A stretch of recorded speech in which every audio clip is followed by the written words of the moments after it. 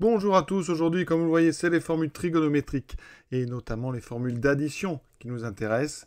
On a déjà démontré ces formules en utilisant le produit scalaire, et bien là on va les retrouver très rapidement avec la formule d'Euler. La formule d'Euler c'est une formule qui dit que si θ est un réel, EIθ est égal à cosinus θ plus I sinus θ.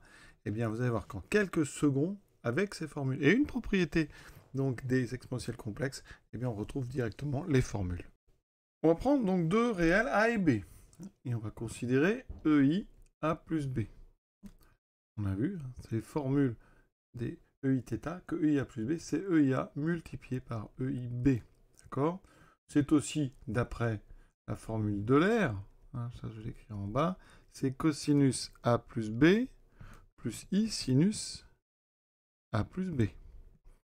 Moi, je vais développer maintenant EIA, EIB, parce que exponentielle IA, formule de l'air, c'est cosinus A plus I sinus A. D'accord? EIB, c'est cosinus B plus I sinus B. On va développer ce complexe. La partie réelle sera égale à la partie réelle d'en bas, c'est-à-dire cos A plus B. Sa partie imaginaire sera égale à sinus A plus B. Bien, regardez. J'ai cosinus A, cosinus B. Ensuite, les parties où il n'y aura plus de I après, il y a celle-ci et il y a celle-ci. D'accord? EI sinus A fois EI sinus B. Comme il y aura du I carré, ça fait moins sinus A sinus B. Et là, vous voyez, cette formule ici, c'est en fait bien la partie réelle. Donc c'est aussi cos A plus B. Et ensuite, les parties où il y a des I, il y en a deux. Vous avez cosinus A fois I sinus B et I sinus A fois cosinus B. J'obtiens donc I facteur de...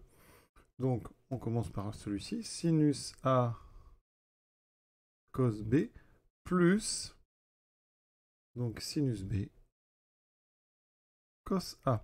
Et là, eh bien, vous voyez, en identifiant les parties réelles, ça, c'est la même chose que ceci.